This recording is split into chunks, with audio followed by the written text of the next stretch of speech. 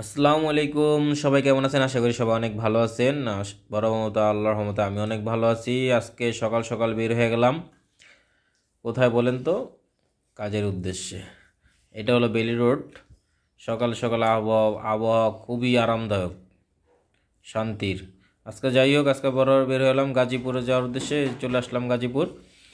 এগুলি হলো আসলাম গাড়ি ডিসমেন্টল করতে। এগুলি সব ব্রিটিশ পিরিয়ডের গাড়ি, মানে দেশ স্বাধীনের সময় গাড়ি কিছু আছে, কিছু ব্রিটিশ আমলের গাড়ি আছে। এইগুলো গাড়ি সব হলো আপনাদের যত আগের মডেলের গাড়ি সেগুলো আর কি। এগুলো এক জায়গায় রাখা ছিল, এখান থেকে আমরা আমাদের মালিক কিনে নিয়েছে ব্রিটিশ পিরিয়ডের। এগুলোকে ডিসমেন্টল করার জন্য এসে পড়ছি আমরা।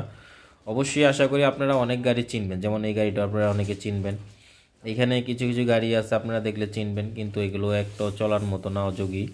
সবগুলো নিচে খায়া পয়চা মইচা খুইলা গেছে একদম স্ক্রাপ। এইগুলো একটা মাল চলার মতো না।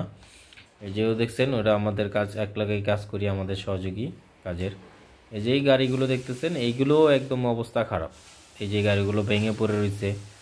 এরকম বহুত গাড়ি আছে, এখানে অনেকগুলো গাড়ি আছে, সবগুলো আমরা ডিসমেন্টল করেছি।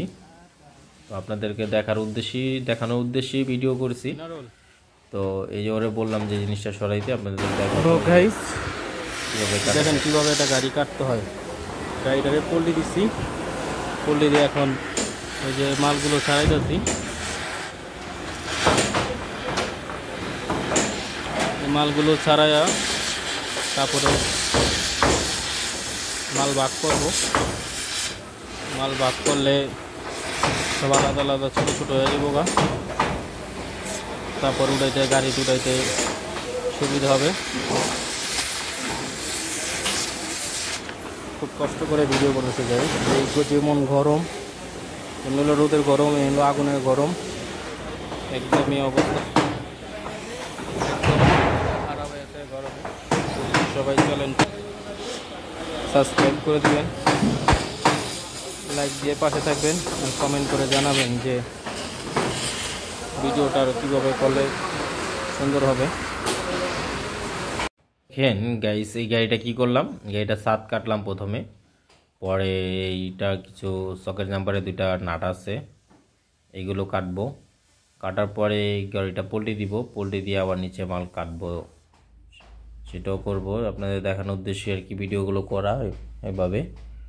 এগুলো কাটতেছি। তো আমার যে হেল্প করছে, ক্যামেরা ধরছে, তারে বললাম যে এভাবে ধরো, কিন্তু সে ধরতেছে। তো দেখেন এইখানে হলো কি, আপনাদের এই যে আমরা যেসব গাড়ি ডিসমেন্টল করি, বেশিরভাগ ক্ষেত্রে এগুলো সব স্ক্রাপ। 100-র ভিতরে 100% স্ক্রাপ, সব চলে যায়, এখানে চলার মতো কিছুই থাকে না।